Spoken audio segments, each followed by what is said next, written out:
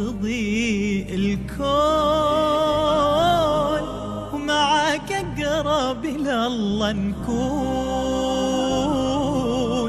يا شهر المغفرة والخير نحاول كيف نصبح غير ونتجنب خطأ وتقصير ونتلون بأجمل لون. ان الحمد للہ وحدہ والصلاة والسلام علی من لا نبی بعد اما بعد. محترم سامعین و ناظرین حضرات، اللہ تبارک و تعالیٰ کا ارشاد گرامی ہے کہ انا انزلناہ فی لیلۃ القدر. رمضان المبارک مہینے کی آمد ہے. اللہ تبارک و تعالیٰ نے اس رمضان المبارک کی ایک ایسی رات ہے جس کے اندر قرآن مجید کو نازل کیا، اور وہ رات لیلۃ القدر، قدر والی، شان والی، مقام والی. اور اللہ نے خود ہی فرمایا وما ادراک لیلۃ القدر. آپ کو پتہ ہے کہ لیلۃ القدر کیا ہے؟ وہ ہے کہ لیلۃ القدر خیر من الف شہر، جو 1000 سال کی عبادت سے افضل ہے. یہ کہاں ہوتی ہے؟ یہ آخری 10 دنوں کے جو طا کراتے ہیں، 21، 23، 25، 27 اور 29. افسوس یہ ہے کہ بعض ہمارے بھائی صرف 27 رات کو پکڑ لیتے ہیں کہ یہی ہی لیلۃ القدر ہے، ہر سال اسی کو ہی آتی ہے. ایسی بات نہیں. ایک سال نبی علیہ السلام کی زندگی میں 27 کو ہی آئی تھی اور ایک سال 21 کو بھی تھی. لیکن آپ نے اس کی ایک علامتیں بتائیں جو ہمیں پورے احادیث کا ذخیرہ پڑھنے کے بعد 2 چیزیں ملی ہیں کہ لیلۃ القدر کی علامتیں وہ کیا ہیں.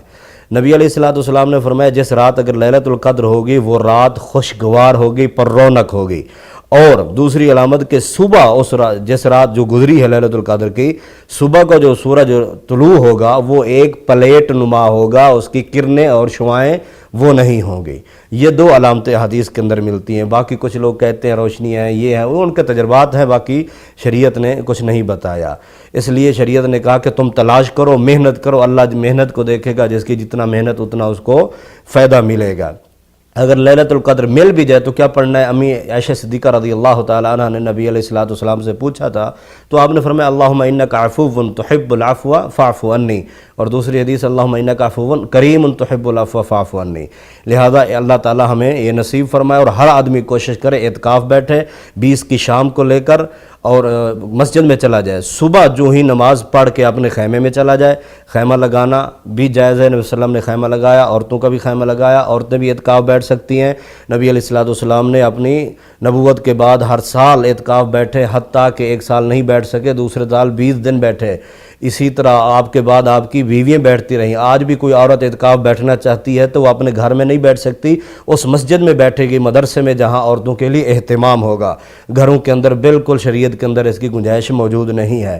اسی طرح اعتکاف کی حالت میں بعض جو ہے نا کپڑا ڈال دیتے ہیں، بات نہیں کرنی، کسی کو چابی دینی کرنی، کوئی ضرورت کی بات کچھ نہیں. آپ بات کر سکتے ہیں ضرورت کی، لیکن فضولیات سے بچنا ہے، قرآن کثرت سے پڑھنا ہے.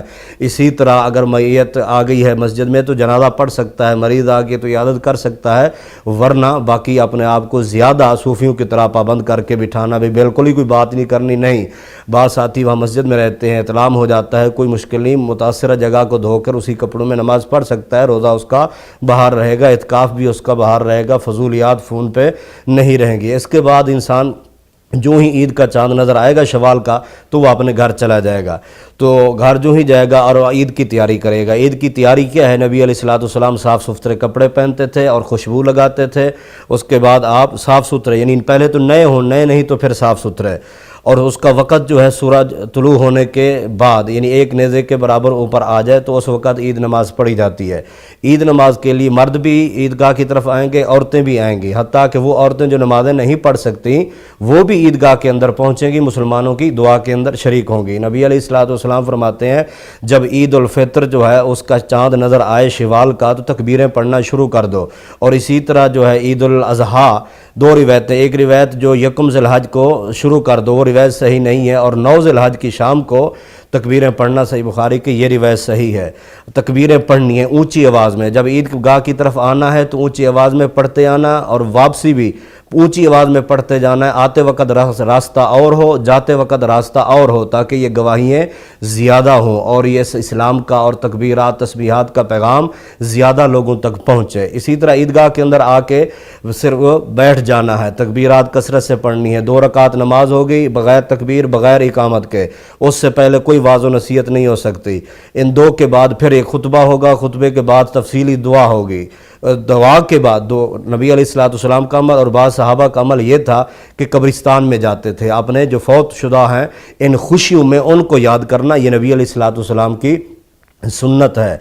लिहाजा बच्चे भी मर्द भी सब ये आएँ। और इसी तरह नबी अलैहिस्सलाम ईद के बाद ईद वाले दिन अपने रिश्तेदारों के पास जाते थे, वो खा मर्द हों या औरतें हों, उनके पास जाते ताकि वो खुशी का इजहार करते, रिश्तेदारी को जोड़ने का इजहार करते।